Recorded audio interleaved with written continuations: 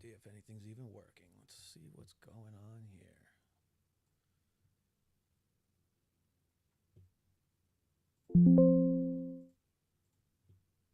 All right. Someone indicate in the chat if this is even working. Let's see. My first live on YouTube, so I expect technical difficulties. Let's see what's going on. Yeah, there are no mods. We'll have to work on the mod thing for sure. We don't do vertical here. Well, you know, it's a new age. New age. No more vertical, I guess. We're gonna do horizontal only. How's the audio sounding? Why can't I see the chat through my OBS? Ooh, I'm not in top chat. There we go. Rip ears on what, the intro or my audio? It's quiet. All right, let's turn it up. Turn it up. Turn it up. There we go. How's that? Any better? That might be a little too loud now.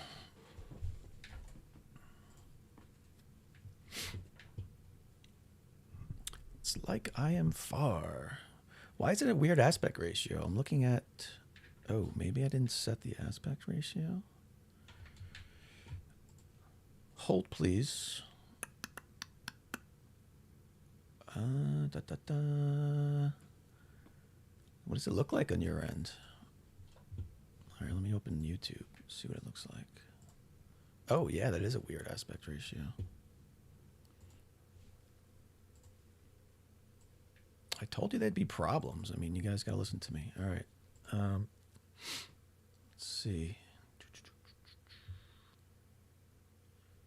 Edit. Dun, dun, dun. Oh, my God. How the hell do you fix this fucking display?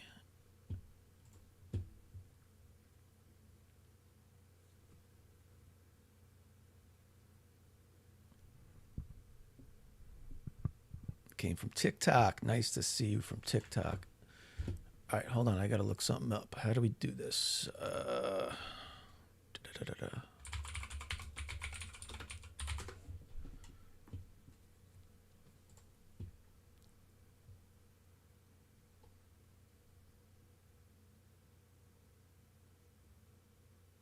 Settings, videos, settings. What the hell is settings? Oh my God. Oh, we might have to just leave this for now, unless you guys want to wait around while I figure out how to change this aspect ratio.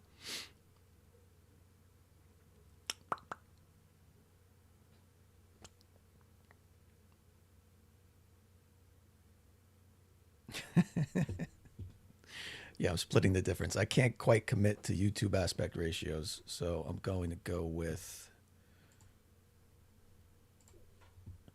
No, it's not. I remember...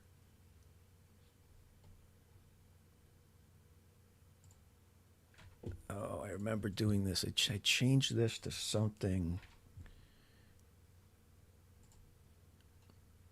I don't know, maybe I can just make it bigger. Can I just do this? No.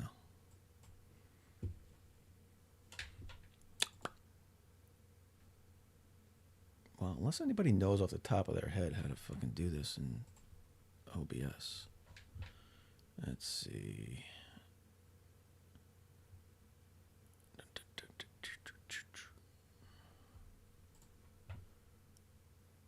Transform, edit transform.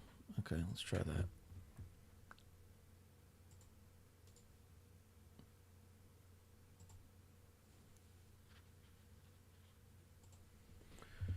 Edit transform. Position, rotation, size.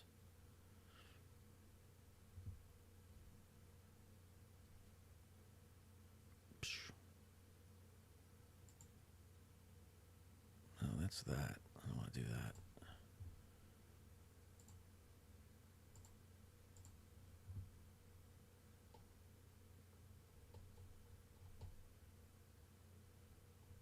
All right, I got nothing.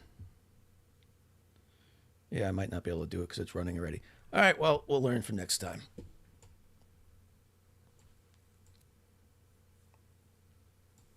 All right, so what do we got going on today? We got some major derp. All right, you guys have seen it. Oop, wait. Incoming info under base canvas resolution. Base canvas.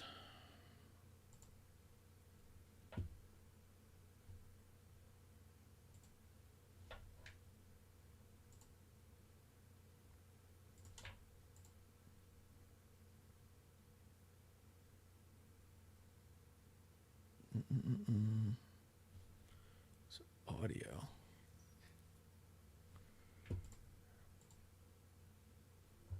Yeah, I don't know where that is. Me no no. Oh wait, let me right click on this bad boy.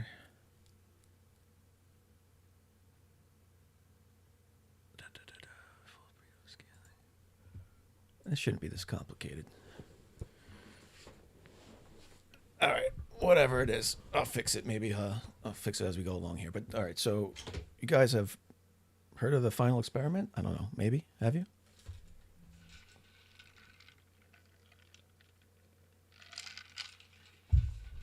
You downloaded both of what apps? Who's his apps? Who?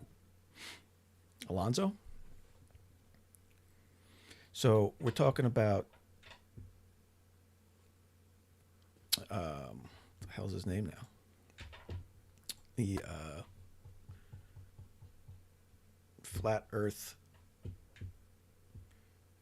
cosmologist. He calls himself Dr. Stephen Alonzo. This guy. So let's pull up, jump right into it. So he's selling a Flat Earth University course. He has a website that you can sign up and register for his classes. Yes, he's Mr. Flat Earth University. So let's take a look at this. Let's close that. Let's close that. All right. So here's his website. University of Flat Earth. Next thing I need to do is hook up two of my screens. Can you even see this whole thing? Let me know if you can see this website here. So, University of Flat Earth. This is his master class. He's a certified master of Flat Earth. So let's look into why he's certified master of Flat Earth. All right. About. Well, legacy of pioneering thought. Nestled between conventional academia, audacious curiosity, Flat Earth University serves as the global epicenter for geocentric cosmology. Ruh-roh. A global footprint with strategically located campuses in Belize, Canada, and the United States. Yeah. Okay. So, first problem. Anybody see the first problem?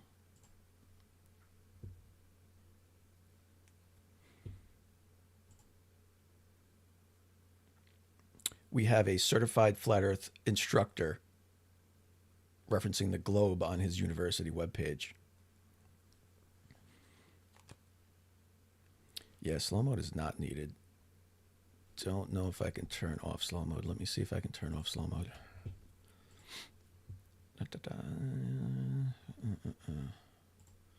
Stream settings. You're not going to let me do this, are you?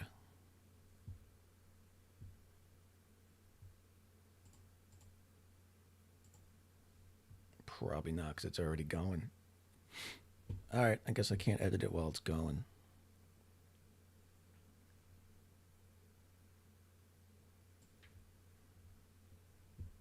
All right. Anyway. So yeah, global epicenter, Flat Earth University. So what he's done is he submitted 3 answers to the final experiments challenges, and the solutions were very close to the globe solutions. He naturally won because he was the only flat earther to make a submission, and there was one winner from each side. So by default, he won. But I went and took a closer look at his submissions today. And they were very interesting. So if you want to, guys, let's just go through it. So I'm going to share my screen here. Let me know in the chat if you have problems seeing anything I'm showing.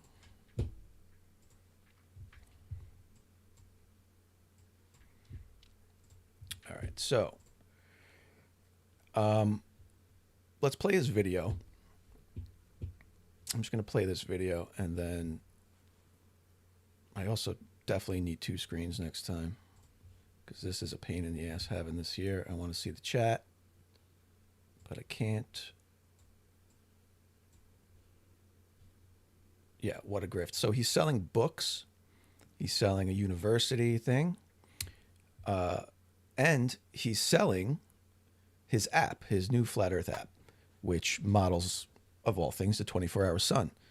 So, where did he get this app? Well, he stole it from Walter Bislin. Now, I guess the source code is open source, so technically he didn't steal it. But he took it and modified Walter Bislin's source code and is now selling it. So take that information and do whatever you want with it. But that seems pretty low life to me. So let's listen to this. Hopefully you can hear this. Let me know if you can hear this or not. Presenting here is a flat Earth distance formula.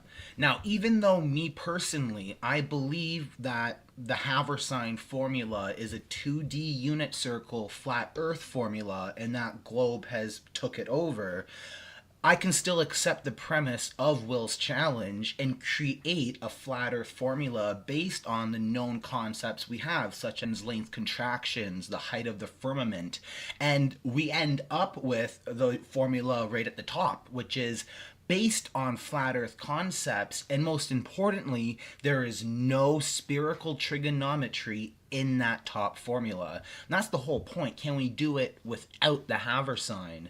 And what I ended up finding was not only was the differences.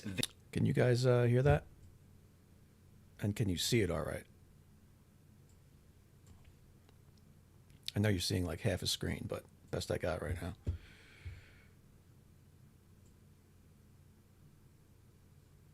I'm going to rewind it a bit. The first submission university, and I'm here with the final experiment challenge number 1. I think I'm the first submission from possibly both the flat Earth and the globe sides. That's a very exciting thing. What we're presenting here is a flat Earth distance formula. Now, even though me personally, I believe that the Haversine formula is a 2D unit circle flat Earth formula and that globe has took it over, I can still accept the premise of Will's challenge and create a flat Earth formula based on the known concepts we have, such as the fluid ether, the Lorentz length contractions, the height of the firmament, and we end up with the formula right at the top, which is based on flat Earth concepts, and most importantly, there is no spherical trigonometry in that top formula. And that's the whole point. Can we do it without the Haversine? And what I ended up finding was not only was the differences very, very small over those long distance flights. If you haven't watched Will's video, I encourage you to do it so you can see the 4 test cases that we had to match up against. And based on these error margins, what I ended up finding out is that my formula is actually more accurate than the globe formula. Now, there could be 2 reasons for that. More accurate than the globe. in globe theory, well, I guess in heliocentric theory, you have to deny ether. If you believe in spherical geocentric All right. cosmology, you would accept the fluid ether. You don't have to deny science too much. So I don't know if All right, I'm going to pause this. I'm going to go into here and see what we got. I'm going to try to turn off. I don't see a cog. Let's see. Science, analytics. Anybody know how to change the delay?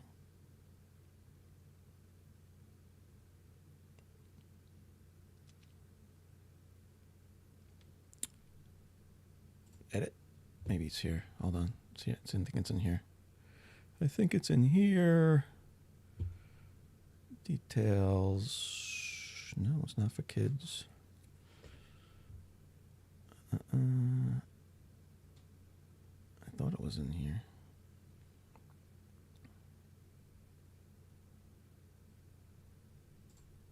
Oh, there it is. Slow mode. All right, slow mode's off. Back to the derp. in globe theory, this has been ignoring how to correctly measure length contractions as we travel through latitudes.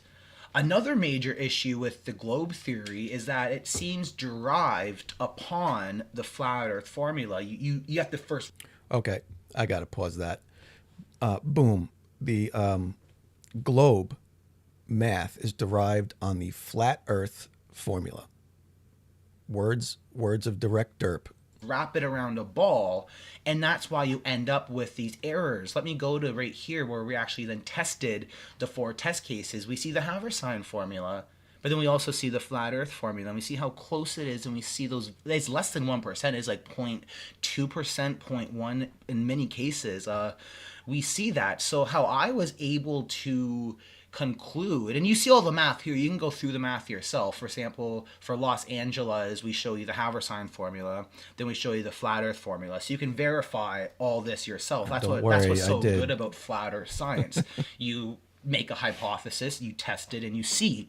And I did not necessarily know what the output of my formula would be, but now I believe I have a more accurate formula than the Haversine. And you see how elegant the flat Earth formula is. It's beautiful. Where with the Haversine formula, it's all a mess and it makes no sense. Let's go down to the bottom, what I was going to show you for the conclusion. We see that it is a highly accurate model. It provides a mathematically sound method of doing these calculations, most importantly on the Gleason flat Earth map, and without having to do any spherical trigonometry. It didn't have to do any spherical trigonometry. He's done all this, but he can't say the word sphere. Anyway, yeah, he calls himself a doctor and the only flat Earth scientist, so keep that in mind. Now, we do 2 unique flat Earth concepts here. Let me find citation 1.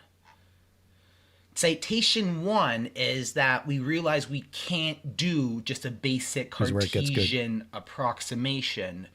Why? Well, that's because we know that there is a fluid ether that exists within our universe, not a rigid ether. That's been disproven through many experiments like Michelson-Morley, and over time we learn that the idea of a solid ether can't exist, and what actually exists is a fluid ether that seems to actually drift at about 15 degrees an hour. So I think people like Bob Nodell many years ago actually calculated this, but at the limitations of flat Earth science at the time, we didn't know what it was. Is it the globe rotating, or is it the ether? And these new knowledges really allow us to become more confident in our understanding of flat Earth. So citation 1 is the Lorenz latitude hypothesis for the Gleason map.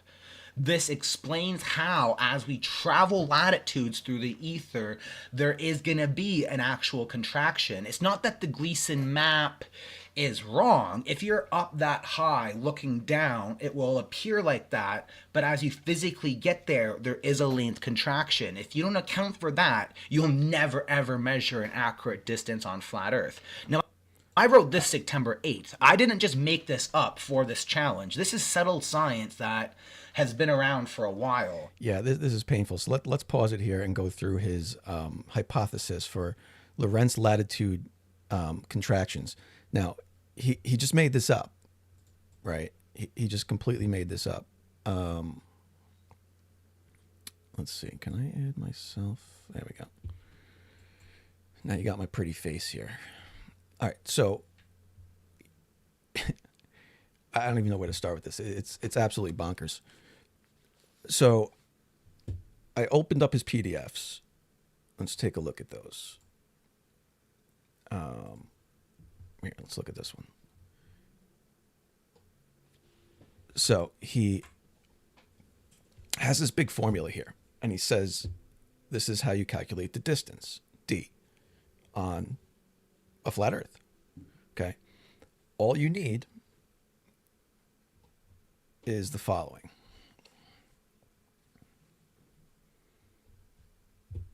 Let's see this one. Detailed. Yes. Okay. All you need is the following. You need this formula.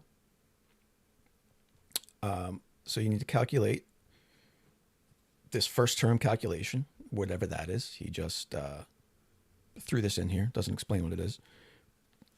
But let's take a look at his variables. Okay, so he's got lambda here, which is a made-up term.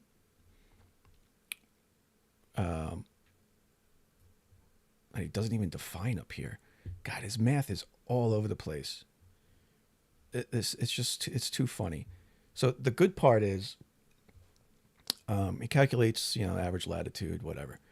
But the best part is right here. So he adds his contraction factor in, and that's what he was talking about a second ago. This is his Lorentz latitude. What does he call it? Lorentz latitude hypothesis. Okay. So what he did was he took a Lorentz factor, which doesn't even apply here. Okay. Doesn't even apply because Lorentz contraction is talking about objects as they approach the speed of light would appear to contract to an outside observer, right? It has nothing to do with traveling on a flat Earth unless you're traveling at the speed of light, which I don't think anybody does yet. I could be wrong, but he's applying it to the completely wrong scenario anyway. So he's trying to say that the lines of latitude diverge as you go south, or longitude, sorry, diverge as you go south, not because they actually are, but because that's the way this contraction is making them seem. In reality, they're actually getting closer together like they do on a globe. Okay, so keep that in mind. So he takes this Lorentz factor here, substitutes in for the velocity and the speed of light, v and c. He just takes those variables out and sticks in latitude. Lambda squared over lambda max is latitude, is your latitudes here. Lambda is the absolute latitude, distance from the equator in degrees. Lambda max is 90. Can anyone explain that? Is there a flat Earth scientist in the house that can explain to me how you can just take the velocity and the speed of light and just substitute them in for latitude? Not really sure. Okay, so he just made up this formula and calls it the Lorentz latitude hypothesis. And then he sticks it in his formula here and calculates whatever this 0.89 is, contraction factor. Okay, so that's what part is that? That's this part here. Okay, that's this 1 minus k squared sine squared theta 1 plus theta 2. Okay, that's his contraction factor. So what he just did was adjust his longitude lines from diverging to converging. Is what he did. He just turned it into a globe. Okay, and he's just saying we see that way. That's just how we see. This is happening. So he's going to just adjust the formulas to make up some gobbledygook. And yes, I just said gobbledygook. Gobbledygook? I don't know. So base distance, fine. Here's his other compensation term.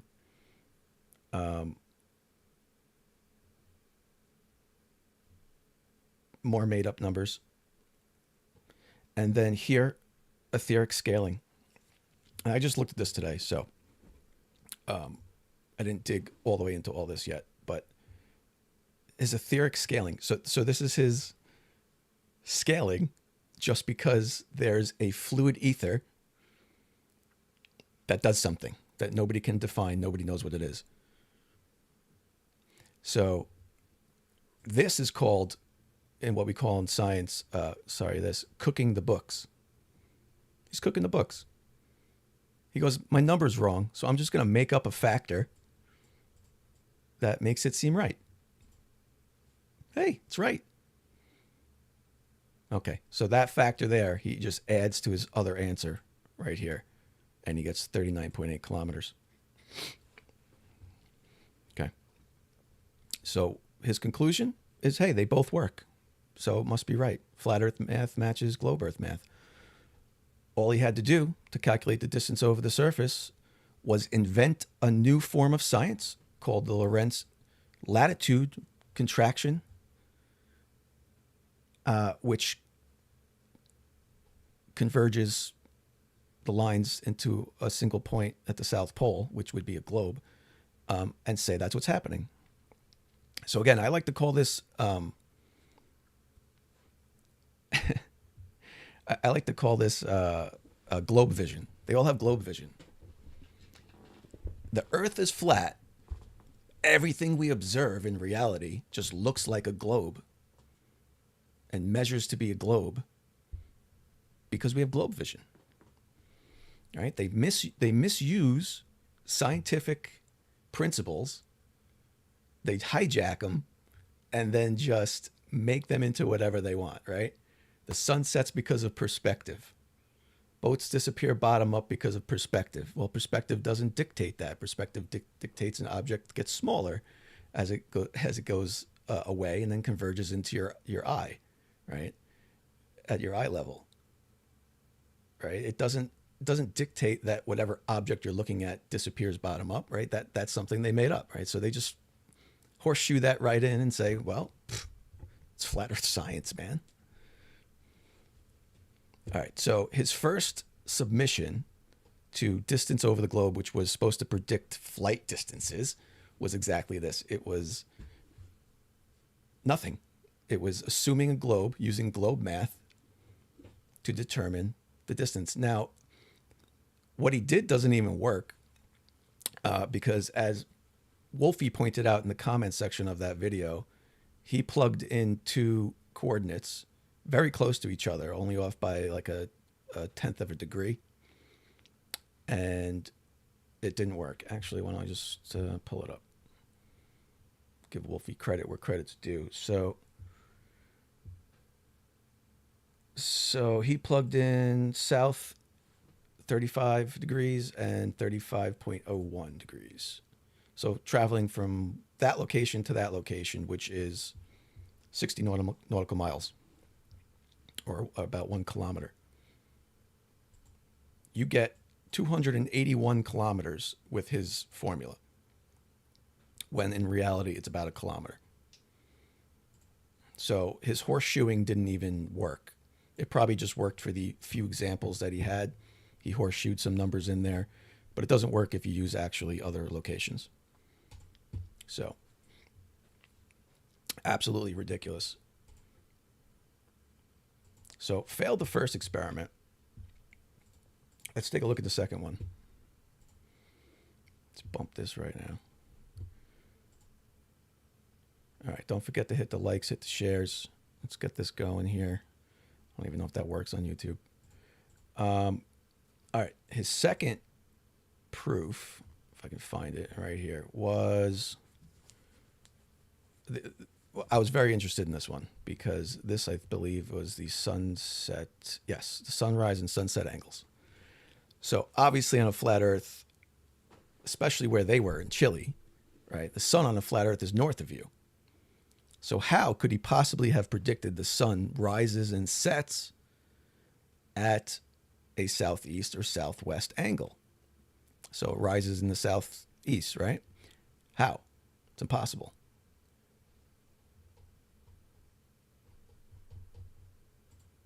So let's take a look at what he did here.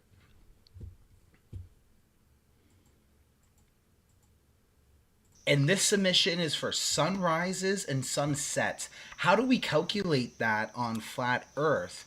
The test case given is for Puntas Arenas on December 15th is the date I'm using. Now, the flat Earth prediction is that sunrise will be sometime around 5 a.m., sunset will be sometime around 10 p.m. That means there's 17 hours of daylight. And then using flat planar trigonometry, we know that the sunrise angle will be about 131 degrees southeast, or sorry, the sunrise angle will be 131 degrees southeast, and the sunset angle will be about 229 degrees southwest. How does he You know can that? see those How does two he get that? diagrams there. The left being the sunrise, and the right side being the sunset. This is a flat Earth model. Now, globe theorists will try to do a straw man. They're going to say this is a globe model. Now, Yeah. we're not using any astronomical data here. So there's no VSOP 87, there's no D series, there's no globe models. This is a flat planar. This is just a diagram. So let the math show you why the flat Earth model is always correct.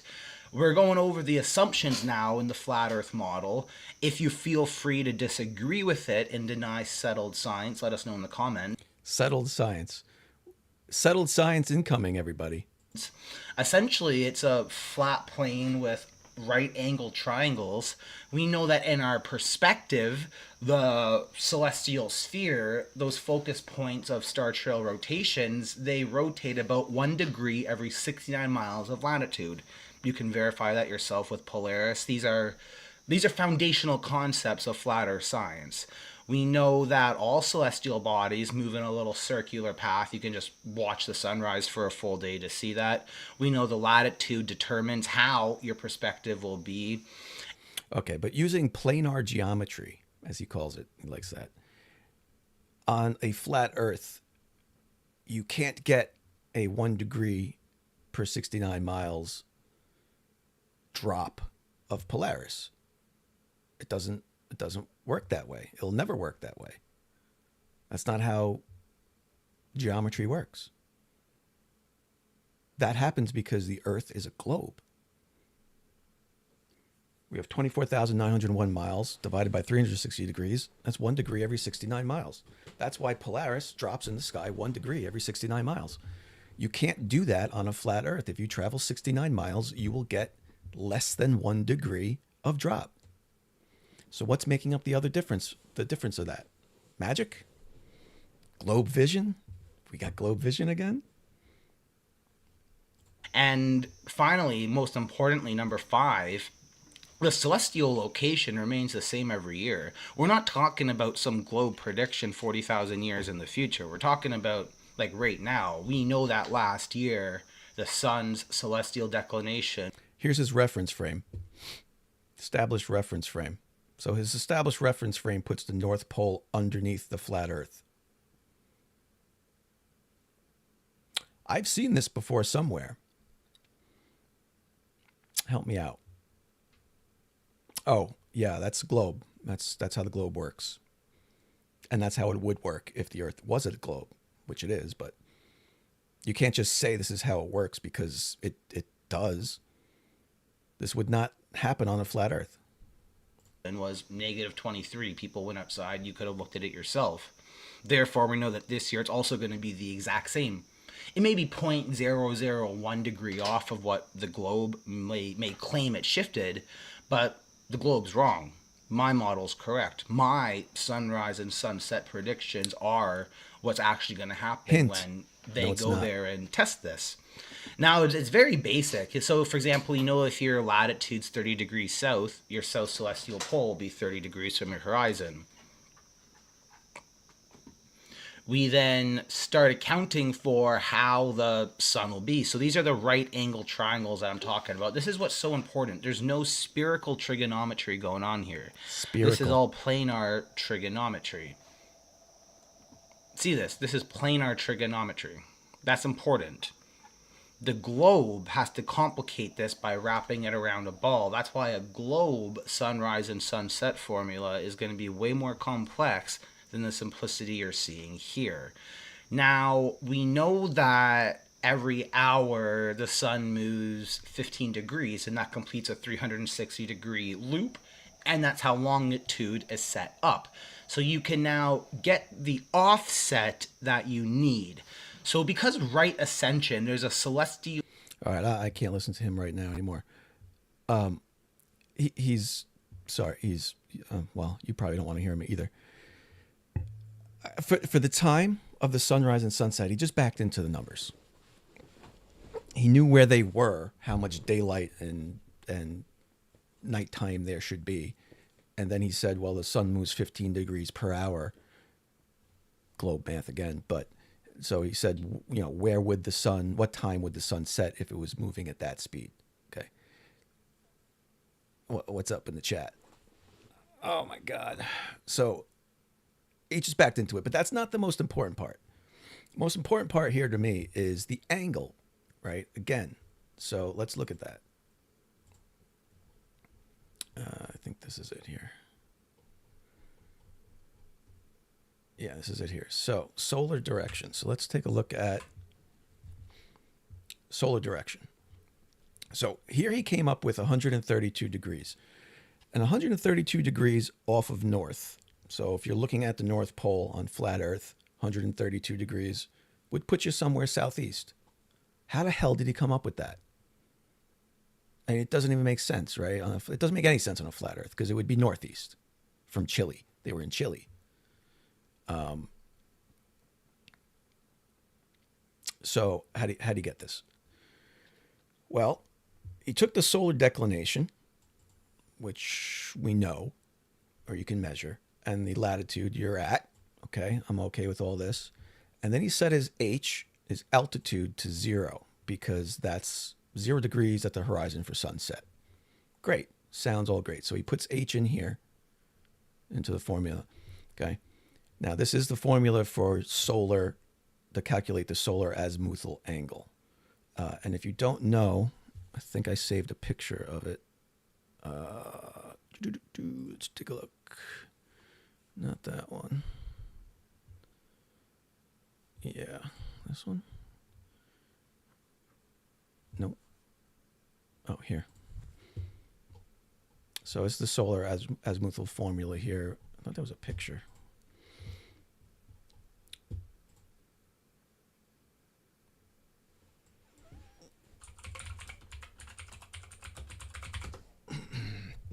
All right, so here's a good picture of it right here. So this, it measures the angle of the sun relative to north, north being 0. Okay, so from north, right, if you picture this as being the North Pole on flat Earth, right, 132 degrees would be down here somewhere. But on flat Earth, that sun's over here. So you would expect, I don't know, 45 degrees, 60 degrees, something like that. So how the hell do you come up with that? Well, there's a simple answer for that. H is his altitude. He put 0 degrees at the horizon for sunrise and sunset. And if you're just reading this, you go, okay, that sounds logical. If it's the altitude, we're trying to figure out the sunrise. That's the angle. Except that's not the variable for this at all. H is not the altitude or the elevation angle of the sun here. When you're calculating this, H is the hour angle. Okay? H is the hour angle of the sun. And if you take a look at the hour angle of the sun, this little diagram shows it. 0 would be at solar noon. So he actually put in the value of H for solar noon, not sunrise. Sunrise would be really be minus 90. Plus 90 would be sunset. So he used the wrong variable completely. Was this on purpose? Not sure. You'd have to ask him. I'm going to say yes, because gotta lie to flerf. We all know that. Okay, so now it gets even better, because if you take 0 and assume his 0 was correct, you don't even get his answer. You don't even get his answer. 17.3 degrees. He got 132. Where did he even get that from? So I don't know what he did. Don't know what he did there at all. What I can tell you is his sunrise direction prediction is complete fabrication. Was not 131.2 degrees. Okay.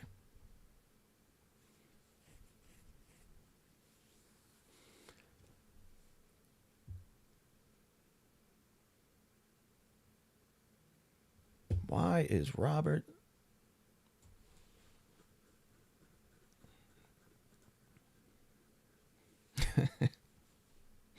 I am not misrepresenting the flerf's work. I assure you, I am being honest and he put it all out here for everybody to see. I mean, props on him for publishing this in PDF form, very organized in sections.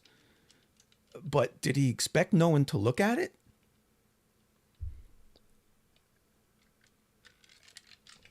I know no flat earther looked at it and wouldn't ever look at it. But did he expect no one to look at it?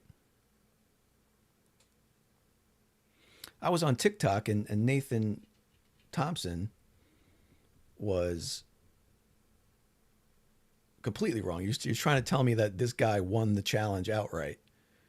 He beat the Globers, is what he was trying to tell me, which is incorrect, because the challenge was a winner from each side, who got the closest from each side. So he won by default because he was the only one that submitted a challenge or a response.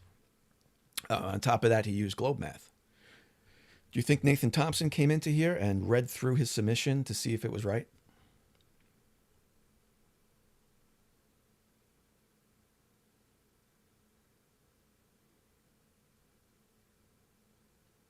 I don't even know what side Robert's on. I feel like he's arguing for both sides right now.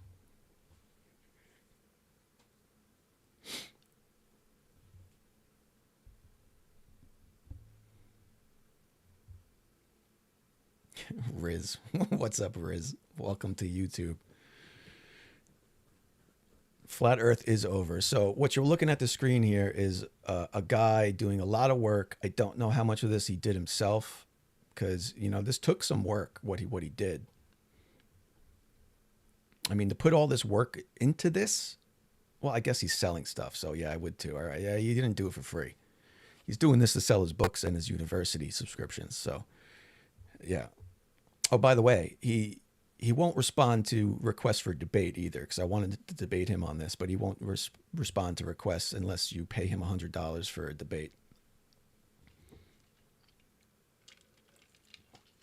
Yeah, and that's right on his webpage. He requests $100 per debate. Robert, this is a shared live. I will send you a link to join if you like, and you can come talk to me about it. Would you like to join, Robert?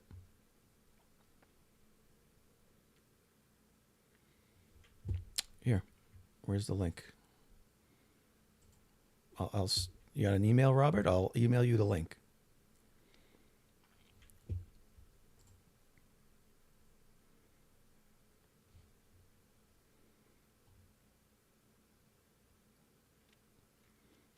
I shall wait your response. Yes or no?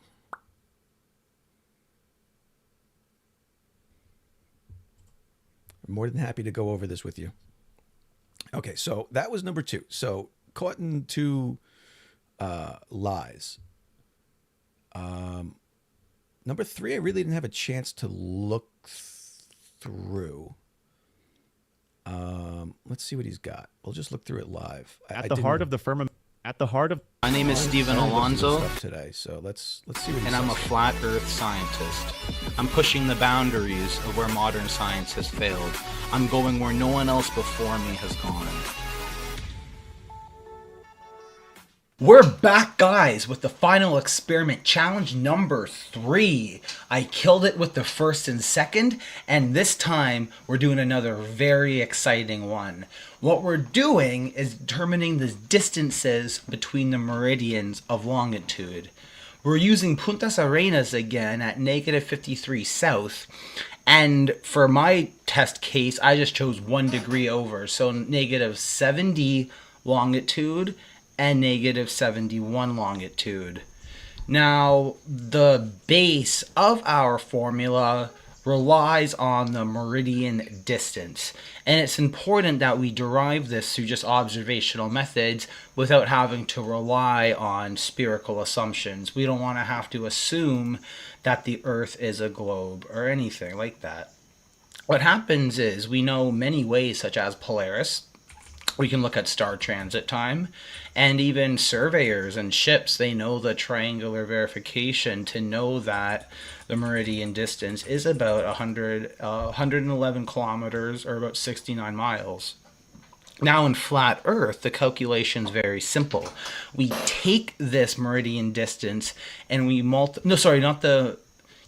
take the meridian distance and we multiply that by the cosine of the latitude. That's all it is. So in this example... Okay, I'm going to pause it right there. I'm going to open this up to the chat. Anybody know what he did wrong here? Maybe I'll ask Robert.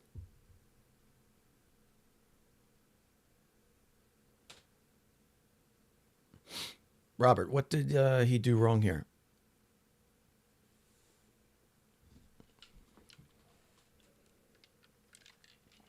Or what did he do right? What does since you won't admit he did anything wrong, what does multiplying the distance of the equator by cosine of theta get you?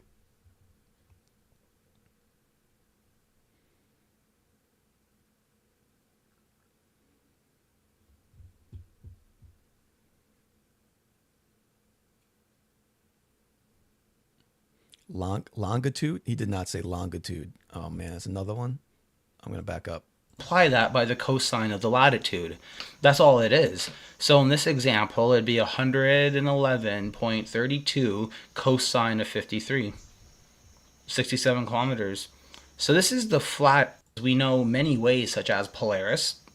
We can look at star transit time, and even surveyors and ships, they know the triangular verification to know that the meridian distance is about 111 kilometers, or about 69 miles.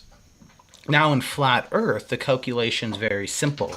We take this meridian distance and we we take the meridian distance and we multiply that by the cosine of the latitude. That's all it is. So in this example, it'd be 111.32 cosine of 53. 67 kilometers. So this is the flat Earth prediction for the distance between those 2 spots right up here. So on the world map, this is how it looks in real life, and it's going to be the distance roughly between, what would that be down there at the bottom? Is that a 4 and a 5 Roman numerals? The 60 and 75. So right in there, you can see it. And actually, I can zoom up a little bit more. I don't want to distort the map. Let's see what happens if I go to 5,000. No, it's not going to look good. But right down in there is where we'll be. So he's measuring the distance between those 2 meridians. Now the globe, though, when you have to assume a radius, derive additional assumptions based off of the first principles that we've already established, you get a slightly different and more complicated formula. The results? Well, the globe, they claim that the distance between those points will be about 66.9 kilometers. That's wrong. They're wrong by 110 meters. What does that allow us to conclude? Well, it lets us know that the flat Earth model is accurate, but not only that, it shows us how Accurate. Accurate. I'm finding a lot of fun pronunciations in his vocabulary. far the globe is off. Now, again, I could be wrong. We won't know until we do the final experiment and see whose prediction is right. Does flat Earth make a better prediction, or does globe Earth make a better prediction when they assume spheres, or does the cosine function naturally describe the apparent spacing of meridians from? Does the cosine function naturally describe the apparent position of meridians? I'll let you listen to that again. That's key to this one. I haven't even looked into this third one yet. Apparent spacing of meridians from an observer's perspective, the apparent cosine figures, or does the cosine function naturally describe the apparent spacing of meridians from an observer's perspective on this flat plane? We'll find out. Thank you. We'll find out. Okay. Icy Spin nails it in the chat. Assuming spheres is a logical fallacy. I think it is. Okay, so again, what he did here, let's see if he has the... At the heart of the firmament. My name is Stephen Alonzo. Shut up, Stephen Alonzo. Where's his comments? All right, let's open his flat Earth research.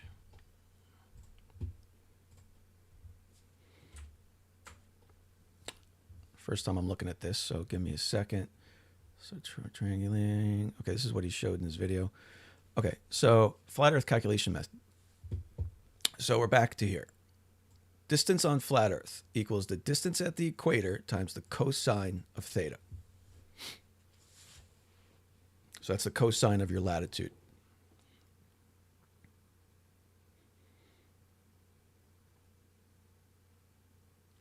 Anyone in the chat want to take a guess what's happening here?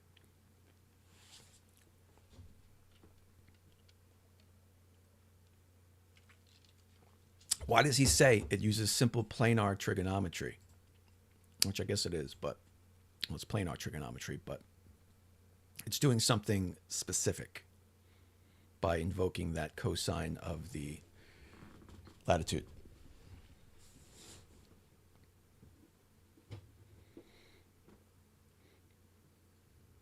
I feel like I'm asking a class and just no one wants to raise their hand.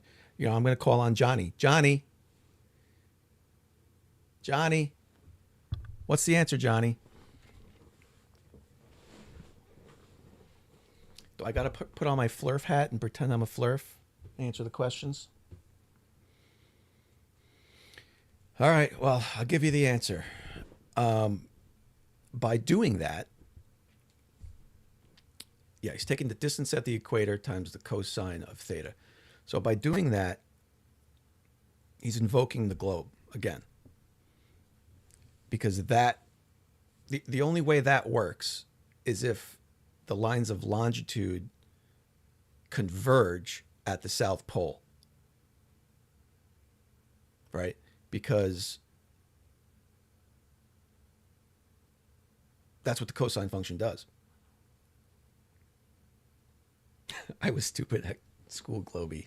I don't know. All right, hold on. Let's see. Let's see what we got here. Hold on. Do I have...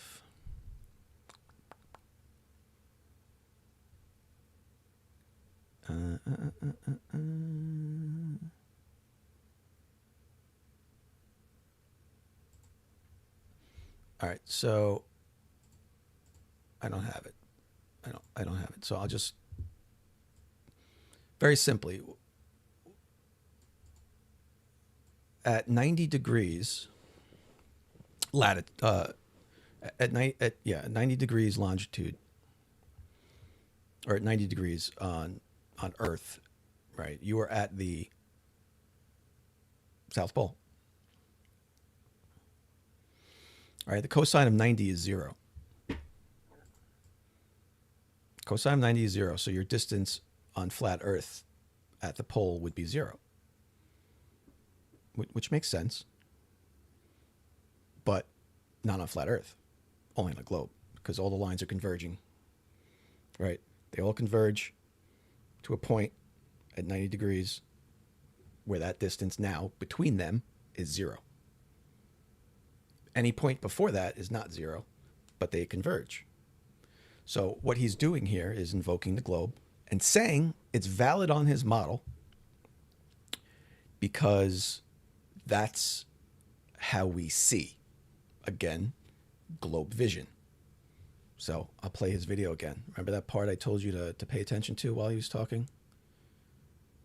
And I'm up 9 miles. Now in flat Earth, the calculation's very simple. We take this meridian distance and we we take the meridian distance and we multiply that by the cosine of the latitude.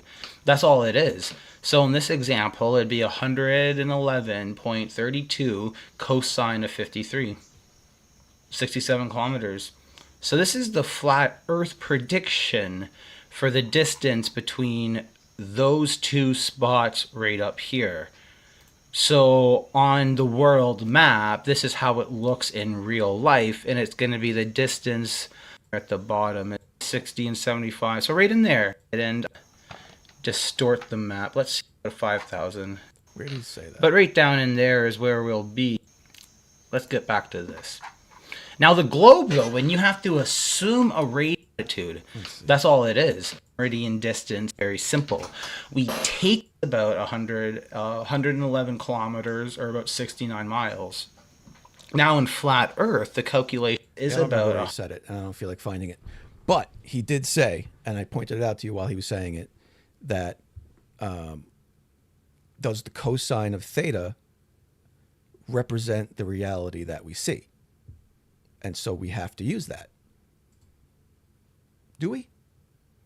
That's not how it works. You can't say because we actually measure things to be converging that towards a pole, you can't say that just works on flat Earth because it's doing that. Okay? One thing fits a model, the other thing does not. He's pretty much saying that we see curved because our eyeballs are spherical. This is just a more advanced way of saying that. Right? He's giving you calculations that are incorrect and applying them incorrectly and applying formulas incorrectly. Formulas that no flat earther would recognize in a billion years or look into to verify ever, right? He knows that, right? He's grifting hardcore, right? He knows no one's going to look into this on the flat earth side. And if he knows that if I look into it or someone else looks into it, the flat earthers won't believe it anyway because it's coming from a glober, right? So I wish I could find that spot again because it was very telling. Lies on the meridian distance. And it's important that we derive this through just observational methods without having to rely on spherical assumptions. We don't want to have to assume that the Earth is a globe or any. So he's going to he's doing it without making any assumptions based on observations. So if you observe the meridians to converge, therefore it works on flat Earth. Anything like that. What happens is we know many ways, such as Polaris. We can look at star transit time, and even surveyors and ships, they know the triangular verification to know that the meridian distance is about 111 kilometers, or about 69 miles.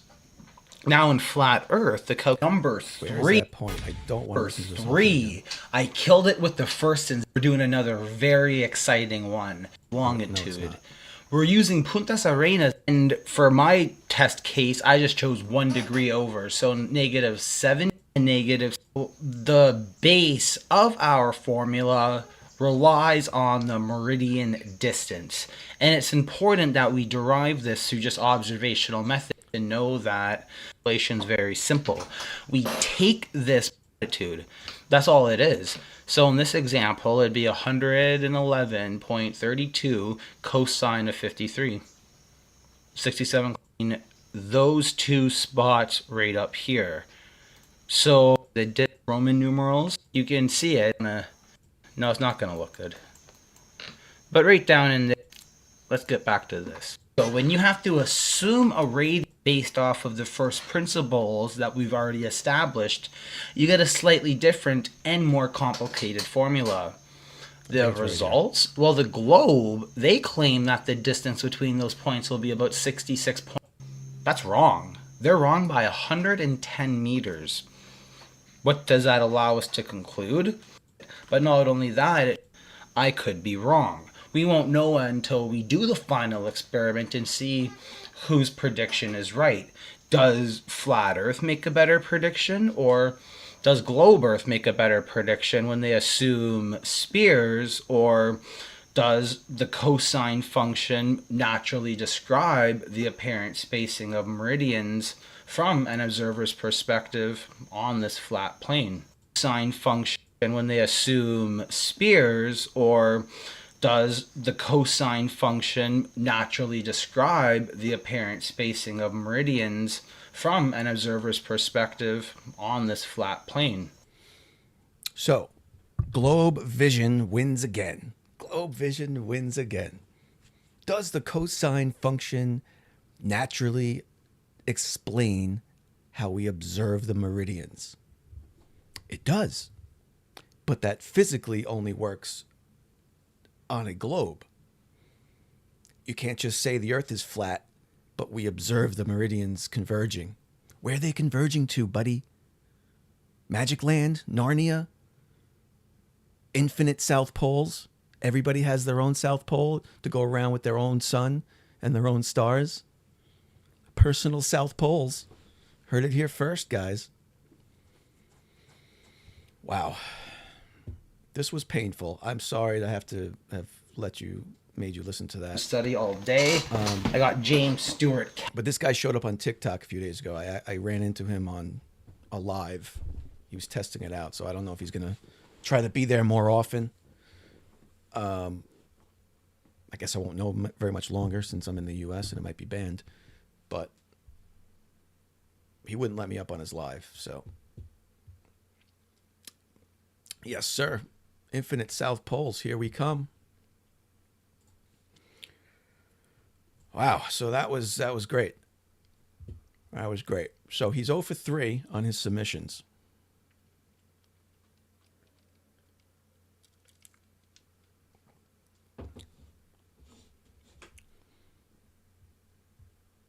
Rust still doesn't want to come up. Do you want to come up? I'll send you a link, Rust.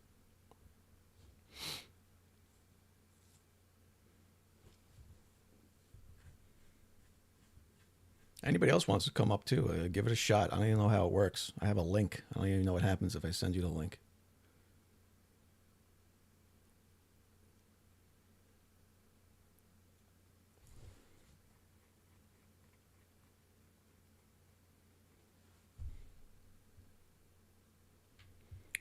Well, let's see. I have a link. Where's this link? Stream URL.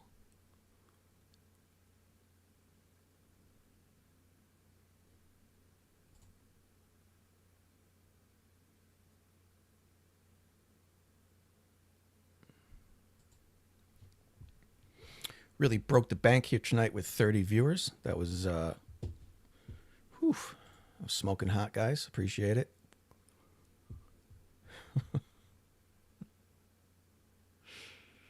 You want a link, Robert? I'll send you a link. Let me find it. Or I'll send you a Zoom link if you want.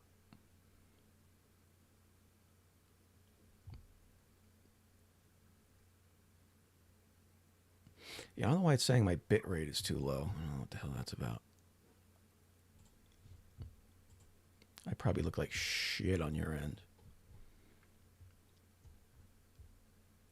Video. Why would the bit rate not?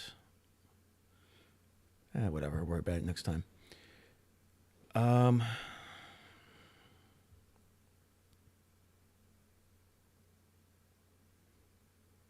Victor Garcia, you're a flatty too?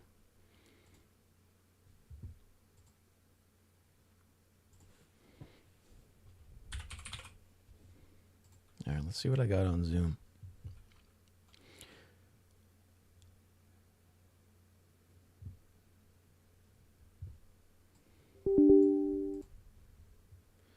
It said there was a way to share this through.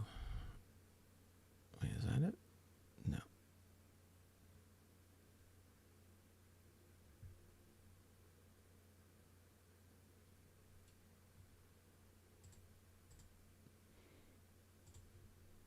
Is it in here? Customization. Details. All right, now we're just trying to figure out how this shit works.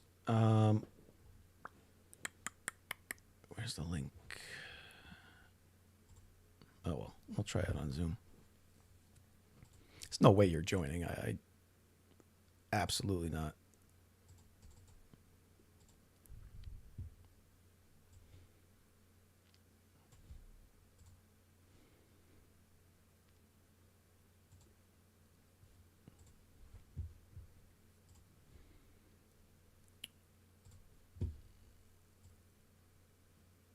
All right, let's that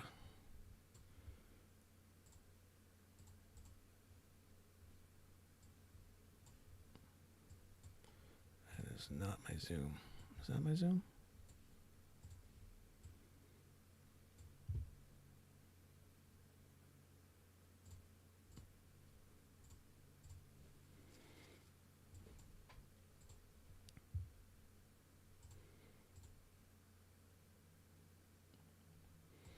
All right, here we go.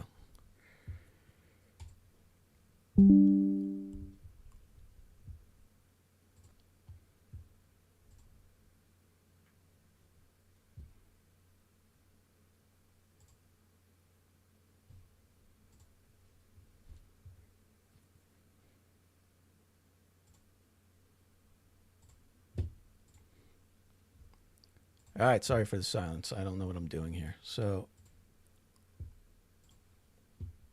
way more complicated than TikTok. All right.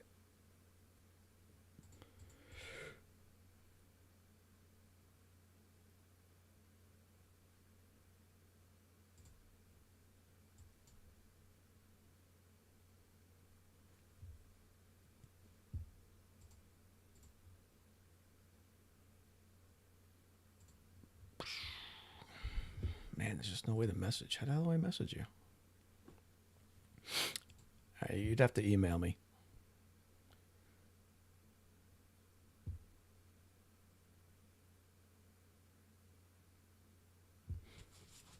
Oh, you gave me your email address? Let me find it. Where'd you send it?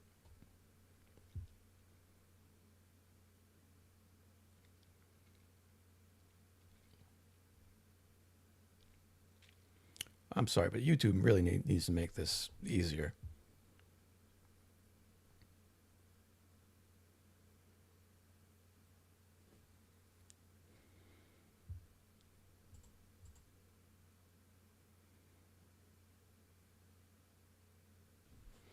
Yeah.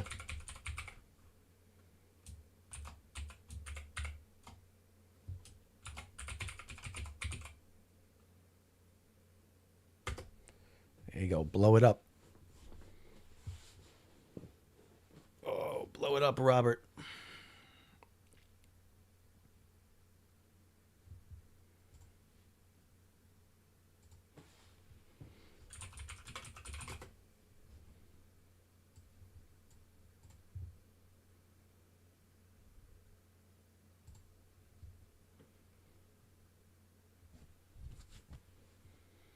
Let's go. Got it open and waiting for you.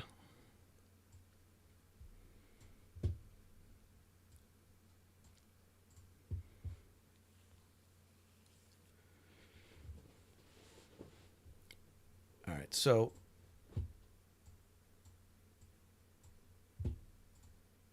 feedback time. Those of you still watching this horse shit, what would you like me to do differently next time? Or improve? Was the audio bad? Visuals bad? Don't be a douche. meaning me. Should I just not be a douche?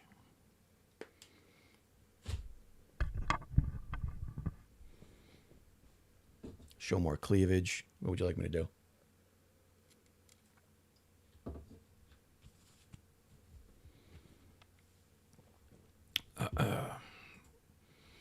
Do we know Robert Hunt?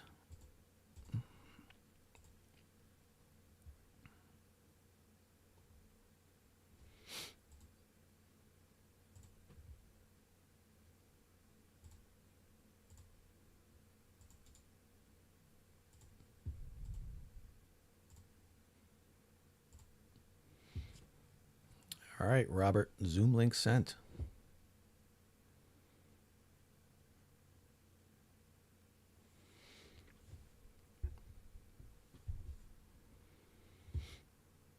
Hey, Robert, see this behind me?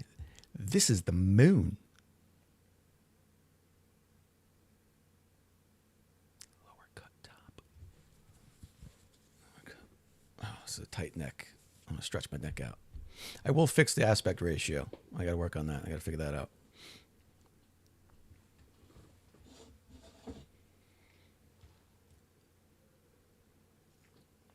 But I'm figuring I'm going to start going live consistently, maybe every week on a Monday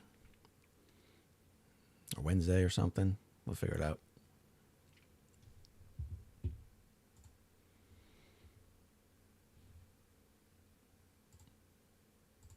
Here he is. I'm so excited.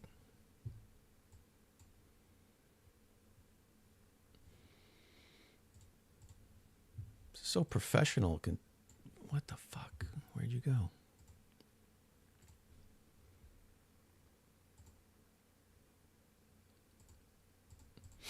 Can you hear me, Robert?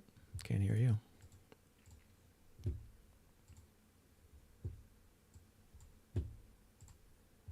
There we go. Hello? You hear me?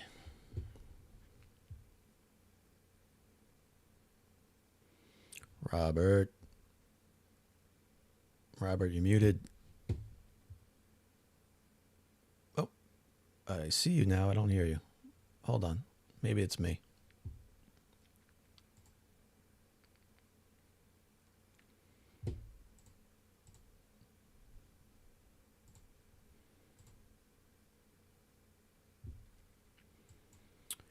Nope, nothing yet. Hold on, let me check my output. Maybe my output's messed up in this app.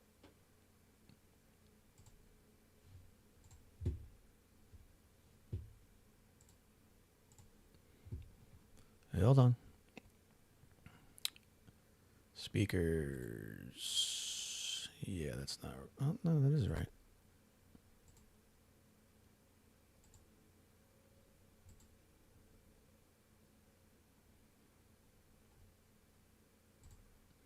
Let's try that.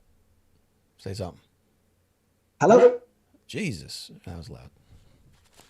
Too loud, sorry. No, I don't know why my headphones aren't working. All right. Okay. I'm not a flerf. I've been following Flat Earth for years, but I am what I say. I work at resorts showing people the solar system, the sun, the moon, the planets. I am an expert in astronomy software, and you're making a huge mistake because Stephen Alonso's app is excellent. And the reason it's excellent is because he stole it from Walter Bislin, who wrote an excellent app. It makes perfectly good predictions about what's going to happen. And the only weakness is Bislin assumes a circular orbit for the Earth, which knocks the accuracy back a couple of points. Equinoxes or wherever it is in the orbit where it's not perfectly lined up with what it would be if it were a true ellipse. Other than that, the Bislin app is excellent. And Steve Alonso is a very competent programmer. I downloaded both of his apps. I didn't pay for any of them. One is just a straight version of the Bislin app. And the other is how it would be if you could run it with virtual reality and add extra suns and extra planets and have them all doing their own little circuit. It's nuts. He's a flerf, but his math is correct. The AE projection is a projection of the globe. And there's something called a metric tensor that you can use to transform that that any coordinate on that map directly back to the globe, and then you can run the Haversine formula. So when you say he's done it wrong, no, he didn't. And you're just completely misrepresenting what he's done. It's not fair to him. He's a flerf. He's crazy. Can you restate your stance? My stance is... You're not a flat earther. Oh, no. I'm a complete glober. But his map works. The AE map is not a model of our world. Right. It's a projection of the globe. So he used globe math to come to his conclusions and his predictions. Correct. Which is why that's all I said. No, what you said was that you didn't know where he got his number from. What? And you look at his map and you don't understand how he determines the direction. And I'm telling you, he gets the direction because he's plugging it into a formula. Math is correct. His math is correct. The one math formula I showed you was not correct. Wrong. You did it wrong. I did it wrong. Correct. Can you show me? Can you show me what I did wrong? No, I can just tell you that the AE map is an accurate projection of the globe. Okay, but what if he did his transform wrong? The Lorentzian transform is silly. You should call it the AE transform or the Gleason transform. That's fine. Either way, there is a transform that you can apply to any coordinate on the AE map, and it'll put you right back, like you say, where the longitude lines all converge at the pole. Why? Because it's a transform of the globe. Yeah, so we agree. The formula on those coordinates, it's going to come back with the correct answer. It just is. So when you say you don't know how he did it, I'm trying to tell you how he did it. And it's really not that hard to do. You're a weird individual. Is Walter Bislin's app correct or not? Are you familiar with it? He's a hero. He's a hero in the flat earth debunking community. Yeah, and he gets strawmanned by the flat earth community every day. Yeah, they steal his work and they misuse it. Right. We agree. So what are you complaining about? I'm complaining about you telling him that his math is wrong when it isn't. I never said Walter Bislin's math is wrong. Stephen Alonzo's math is Walter Bislin's math. Okay. Robert, let's make this simple. When he was calculating his sunrise angle using the sun zenith formula, do you remember that part? I wasn't paying attention to that part. I was trying to get attached to the stream. Oh, okay. So I'm wrong, but you weren't paying attention. Okay. That part. I'm telling you what he was right about, and you're just dismissing me. You think I'm weird? I'm telling you Walter Bislin is a hero, and Shane St. Pierre is a turd, and Stephen Alonzo is a turd. That's great. They are two dwarfs, and they are both stupid about a lot of things. The difference is Stephen Alonzo is very smart as a programmer. He's done very competent work as a programmer. I use his apps. I've got 25 astronomical apps on my phone right now. I've got Sky Safari 6, Sky Safari 7, both pro. I've got Stellarium. I've got, can't even list them. This is what I do for a living. That doesn't make you smart because you have 25 astronomical apps on your phone, dude. Trying to tell you what I do for a living. And you want to discount me as an expert? I'm not discounting anything. I think you're just missing the point. I think you're missing the point. I've been watching since the beginning of the stream, and you've been consistently misrepresenting him. How did I misrepresent him? Stephen, not Walter, Stephen. Correct. By saying that you don't know where he got his angles from. The angle to the sun comes right out of the Bislin map. Look at it. No, it does not. Okay, can you see my screen? Do you know how to use the Bislin app? Can you see my screen? Can you see my screen? I'm only looking at myself right now and a photograph of you holding a fish. All right, let me share my screen then from here. Fucking pain in the ass this app is. Oh my God. All right, let me turn my video on. How well do you know the Bislin app? Do you know how to work it? Yes, I know how to work it. It shows the sun doing a 24-hour circuit in the south. Great. I can. Okay. So you know all about programming, right? Bislin makes correct predictions about the globe. Okay. But Bislin based everything he did on the globe, correct? Say that again? Bislin based everything he did on the globe, correct? Yes. Okay. So it's very, very obvious that what he's representing on the screen would look correct then, right? Yeah. I Okay. guess. Great. Now, physically imagine if the Earth was actually flat. Would what he's presenting on the screen actually work in reality?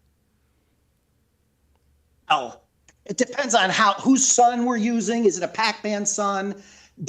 Are there a million suns? Just what's on the screen, just what's on Walter Bislin's model.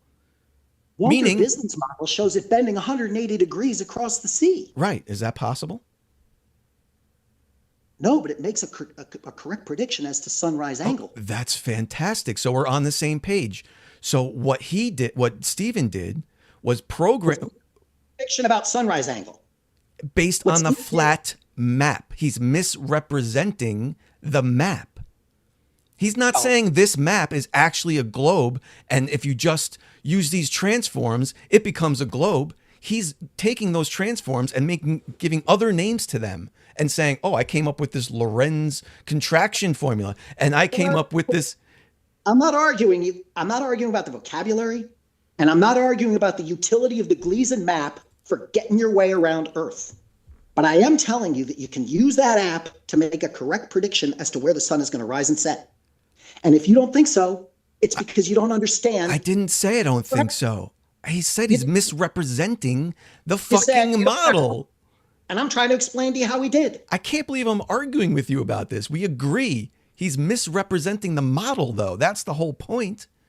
Well, that's true. He's a flat earther. And he came on and said, based on a flat earth, I can make these predictions. But he didn't use a flat earth. He used the transform back to the globe to come up with the predictions. Say that, you've already said much better than you did the first 35 minutes of the stream. Okay, I was just showing the details why he transformed it back. That's all I was showing. And you're right, we're on the same team. I'm a fan. I came here because I love to see flerfs get what's coming to them. And believe me, they got an enema coming to them. And I would love to be there to watch it happen. They don't, because they live in a shield of You can't even affect them. Got Jaron. That was so fucking huge. And not only what was huge about Jaron was from where he was, he realized that he doesn't need from that camp. He didn't need a map. He didn't need a compass, and he didn't need a clock. All he had to do was walk until the sun was the same around his head. And for him to come to that realization, that means that any talk about the magnetic field of the earth is just bullshit that doesn't matter. Any talk about time zones is just bullshit that doesn't matter. Jaron took all that away from them. So now anytime Austin Whitsitt wants to talk about time zones, or Dave Weiss wants to talk about the compass, you can shove it up their asses, which is what I want to see happen. I promise you. Okay. Well, I'm glad we're on the same page. Austin with Whitsitt. that. No one. I think hopefully Jaron keeps taking his baby steps over to the globe, because right now he's still a flat earther technically. Personal friend. He's had a tough couple of months Yeah, he's had to deal finally with his lies. 10 years of deceit. Yeah. But he's still waking up from this coma. Yeah, it's gonna be a slow wake up. You should give him a little space. No, I agree. You can't. He's not going to just like jump out of it, right? It's going to take time. I'm so proud of him. I am too. I mean, look, he's said some mean things to me in the past. Not that I don't have my feelings hurt very, very often, but Astronauts, the things that he said are revolting. But you know what? He's climbing out of it, I think. Yeah, but look, he could. You know how these things work. He could get trapped back in it. Who knows? Once things cool down, You know, He's his friends come back. You know, who comes knows? matter at NASA.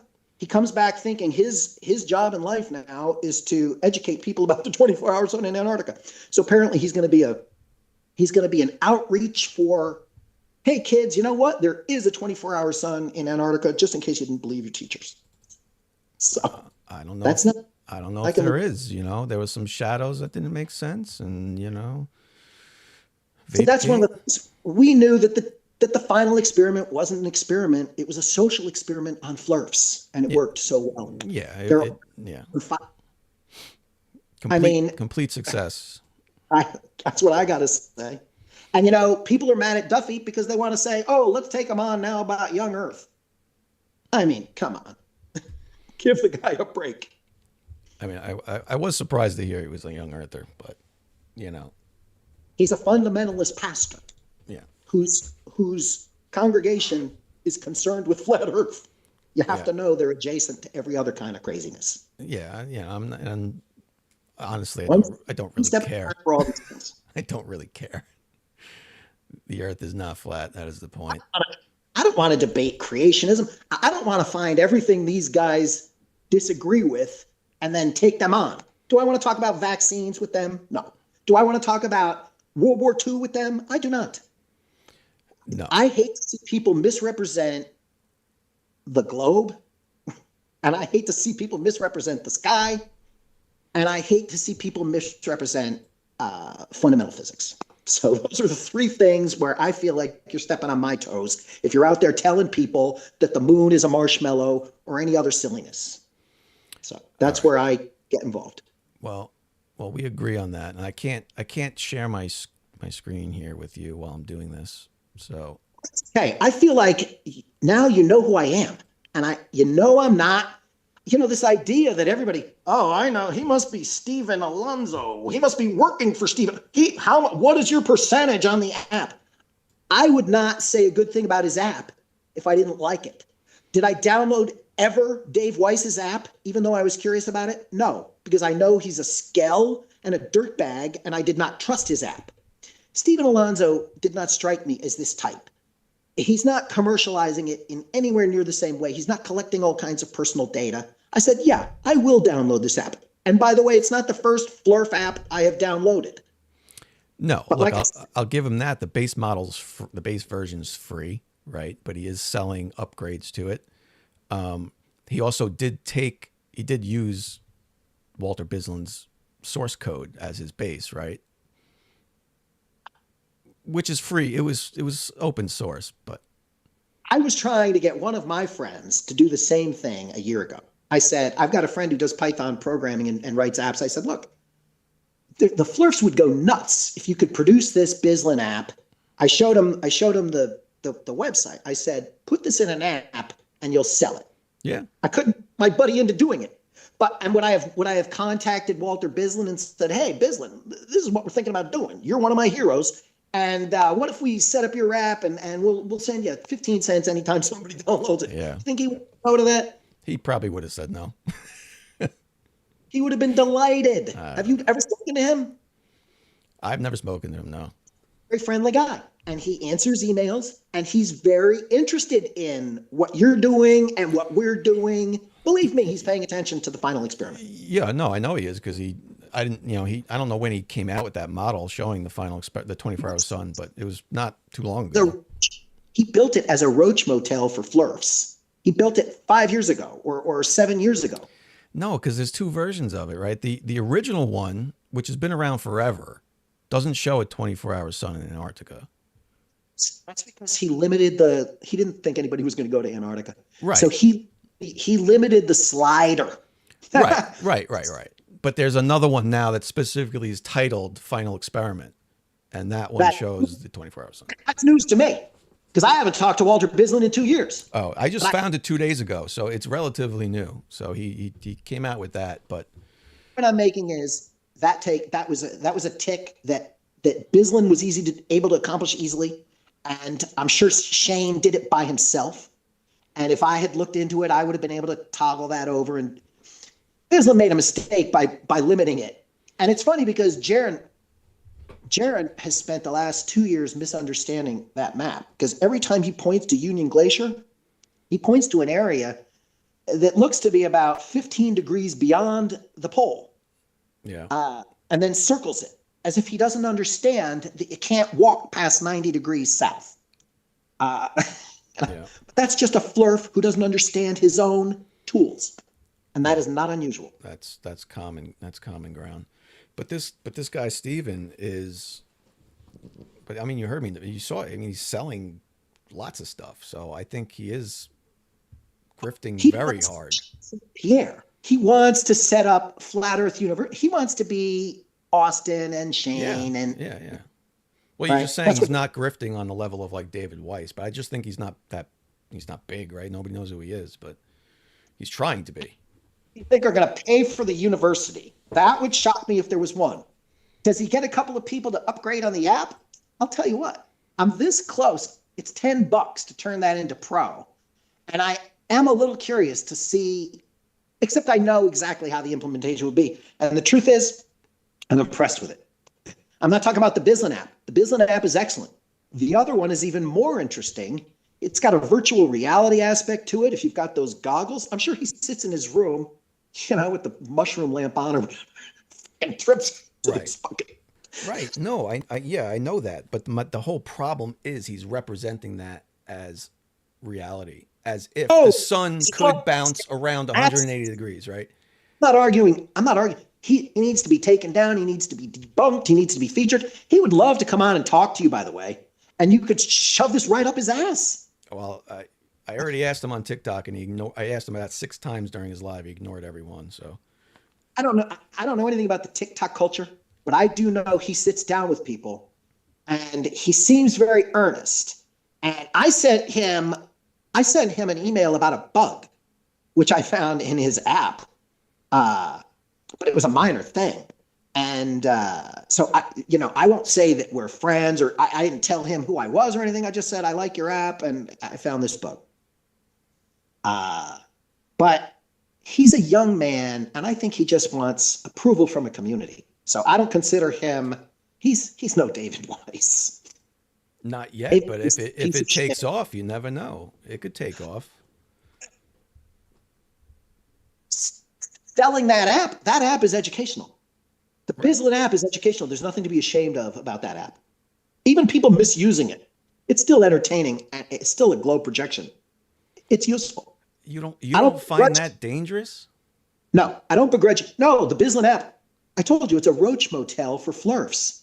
If Bizlin thought it was dangerous, my God, there's no such thing as dangerous knowledge. Okay, but it's been appropriated, right? You agree with that? It's been appropriated by people who don't know how to. Yes, they're morons, but it's been appropriated. It's appropriated by people who barely understand it, and anybody articulate who does understand it should be able to shove it right down their throats. Like me. You put me on with Shane St. Pierre and I'm going to fucking eat him up, which is why he won't debate me. And Stephen Alonso maybe doesn't know me, but he doesn't want to get on there and represent too many things concretely in my presence either, because I'll stick it right up his ass.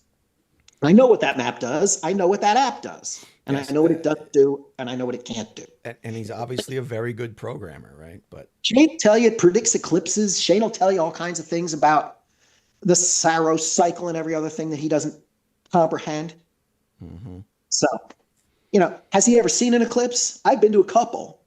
Traveled quite some distance to see them. Put myself right in the best spot. I don't think that load ever got out of his basement. Yeah. So some people talk about eclipses. Other people do it for a living. I'm one of the people. Look, I think between him and Joe Hanvey, who's got that silly little model, I'm sure you've seen that, right? Hanvey is a nasty, nasty piece of work. Yeah. Not a nice man. He's not nice. Ugly human being. And he's completely delusional. At least Stephen Alonso is providing a service.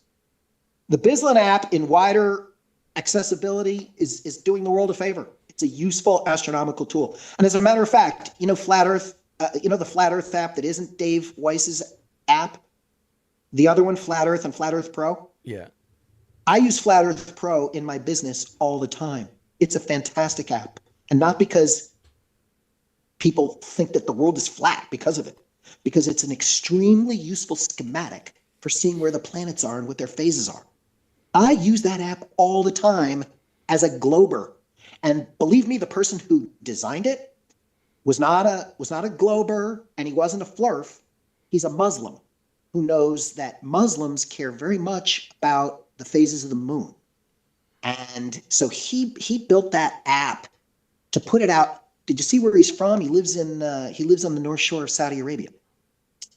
It's a fantastic app. I've been in contact with him. That's a wonderful app. And I recommend that to every flerf and every glober. If you're interested in Flat Earth at all, you should download Flat Earth Pro, and you should upgrade it to the Pro version. It's only $3 or $4. And it's one of the most useful pieces of astronomical software on my phone. And most people would say it's a Flat Earth app. And I see a lot of flerfs using it in their graphics. Yeah. Why? Because the graphics are 1,000 times better than the piece of shit Dave Weiss put out. And you should read the review I left for that app on the Google Play Store. I said, this app is fantastic. It's good for amateurs. It's good for professionals. It is got so much useful information at your fingertips. I told you I've got 25 apps on my phone, 25 astronomical apps. I use about 5 of them constant, and that's one. I mean, I use Celery a little bit. I use Sky Safari primarily, is by far the best program. I have a little hang up. Yeah, that's the one. I didn't pay for the Flat Earth Pro, but I have the free version. The reason Flat Earth Pro is worth paying for is you get the same data on all the planets. The rotation data on Saturn, on Jupiter, on Neptune. But why do I want to support those guys? He's not a pro. He's a programmer. He's an astronomical programmer. This is a useful astronomical program. Right, but why did he call it Flat Earth Pro? It's called Flat Earth. It's called Flat Earth Pro, but that's because it's the Gleason map. People say they hate the Gleason map. I love the Gleason map. I love the AE map. I just know that it's not a faithful representation of some kind of a pizza that we live on. It's a useful map just like any other. The Mercator projection is useful. Pilots, globetrotting pilots, have a display on their dash that shows the AE map, but with them at the focus. Okay. And what that does is any point on Earth is a linear distance. Wherever you are, you can see how far away whatever spot on Earth is from you. That's very useful. If you're flying a U-2 or if you're flying an SR-71, that's information you want to have. Okay. So that map is useful. And people who say the Gleason map should be strict, I was crushed when they got rid of it from Google, from Earth Null School. Do you remember them bitching about that? The flat Earth projection, the AE projection, was one of the maps that they removed from that, and it broke my heart. Okay. That's a great map. I get it's useful, but I do a lot of debunking, and I spend a lot of time on this nonsense for some reason. So like anything that makes it easier for them, I don't like to support. You should make these things your own. I own them. Nobody can tell me what the Gleason map does or doesn't do. Every one of those emergency flight paths is bullshit. Yeah, I know, but I can't reach everybody. Like, this map is such a riot because the minute you diverge from north-south, every straight line is really more of a boomerang. And the closer it is to the 45-degree angle, the closer it is to a northeast or a southwest path, the more distorted those lines are. They just turn into wicked hyperbolas is what they are. They all graph out. Every straight line I know, but if you go on like, I'm sure it happens on TikTok or YouTube, but if you go on TikTok, right, every flat earther right now is using these models, every single one of them, as proof it works on flat earth. So to me, that's deconstructive, right? That's not a useful tool. Even though I can go in and you can go in and debunk it and whatever, it's not stopping the spread of that. How how many times did you wish you didn't have to talk about refraction? Every day. Did you wish you didn't have to talk about refraction? Yeah. Yeah. Every day. I hate that word. I love refraction. I own several refractors. I'm wearing a pair of refracting eyeglasses. Refraction is what light does. It does two things. It refracts and it diffracts. And you have to master it. You have to be better than that. I only dislike talking about it now because I'm sick of it. I Not because you lose the conversation when you have it, right? It's the same thing over and over again. That's the only reason. Don't deny it. But they don't own refraction. They can't explain it. These people don't even believe in photons. They don't believe that things move. Yeah. Well, We've got every advantage over them. Yeah, well, that's why I keep saying globe vision, right? They think refraction's why, things disappear bottom up, right? But that's My favorite, the opposite. Selenil eclipse. Did you know that every single lunar eclipse that ever was, is a Selenilian eclipse? It's not a special event. Well, It's a special location on the Earth. The Right. Selenilian, it's a band around the Earth. right. It's just when if the eclipse is happening at sunset or at sunrise, you are in the Selenilian band. Yeah. So anybody who thinks that's going to make their case, no. Every eclipse that ever was is Selenilian is just some word that somebody invented about 40 years ago or 50 years ago. It means nothing. It's silly. All right. So- Well, I've actually modeled the Selenilian with their favorite lens. Is it the Fresnel lens? Yeah. Well, Fresnel? yeah, for now. They can't win on any point. No, That's I modeled that with a little globe and a flashlight and a Fresnel lens, and I showed them the moon from when it's blocked by the Earth, and it inverted the shadow. So I modeled it perfectly, and they can't even argue against it because they love using that lens in stupid demonstrations. the way the shadow moves. They forget that the Earth is rotating, and the Earth is rotating very fast. Yeah. So that's very complicated. But I love eclipses, and anybody who wants to talk about eclipses with me, Yeah. there's no way to get it from any of that two-dimensional data from historical tables. It doesn't tell you where to stand. So, Yeah, I got you. all right. I think we've exhausted it. I'm going to remain a fan. I'm going to pay attention, but don't let them have that Gleason map, and don't be shy about beating them up with the Bislin app, because that's why he made it. If you read Bislin's notes, it's a how-to debate these fools. Yeah, no, He's got I know he outlines it. 15 tweets on there, and every one of them is designed to go right up Shane St. Pierre's rectum. Yep, I know. He talks about where all the data comes from. He even mentions Witsit personally. Yep. He wants to own it. Thanks, Walter. Right. Okay. Yep. Thanks, you fat load. That's my answer to him. All right. I'm going to sign off. Thank you so much. All right, thanks. Appreciate it. Good night. Night.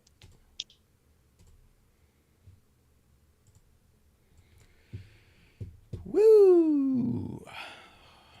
40 globies. All right.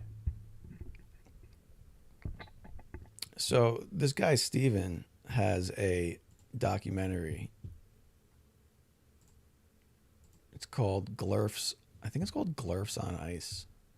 I haven't watched it yet, but might do a viewing party on here.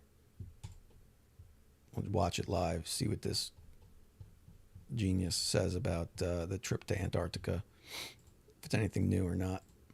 But anyway, thanks for joining me on this live. If you're still here,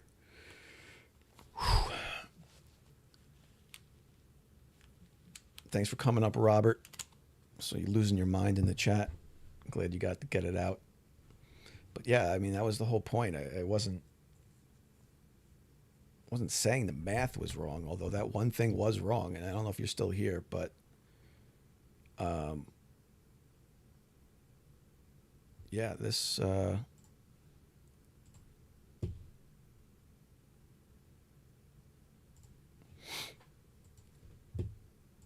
he literally did this wrong. Like, this isn't Walter Bislin's math. This is...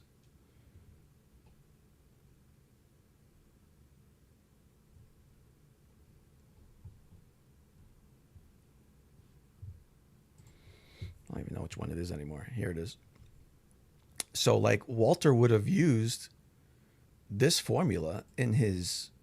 I'm sure he did somewhere if we look into it, right? This is the azimuth angle of the sun, right? Which you would calculate based on solar declination and latitude. So that's obvious. But what Stephen did was take H out, which is supposed to be the hour angle of the sun. And he used the altitude of the sun and just made it 0 for sunrise. But that's not correct. The hour angle of the sun at sunrise is minus 90. 0 is actually solar noon. So it's not the altitude. H is not the altitude. I don't know if he did that on purpose or not to fudge his numbers. But this is what I mean by the math is wrong.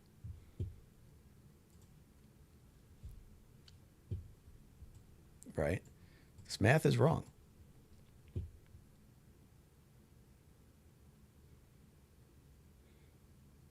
Glad you turned it around as a... you did turn it around as a good guest. Ended up being good.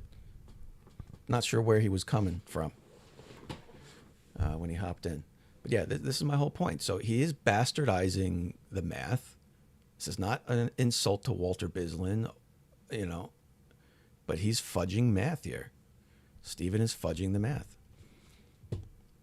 And also misrepresenting it at the end of the day by saying it's flat earth math. It's not. So that's it. Appreciate it. Thanks for joining, guys. If you haven't yet, hit that subscribe button. Just join so you get alerts when I go live. And we'll make this better. It'll be smoother next time. We'll get some flat earth guests, hopefully. And I'm going to do some debates and that kind of thing. So it'll be fun. All right. Thanks, everyone. I'm going to sign off now. I never know how to end these things. What do you do with your hands?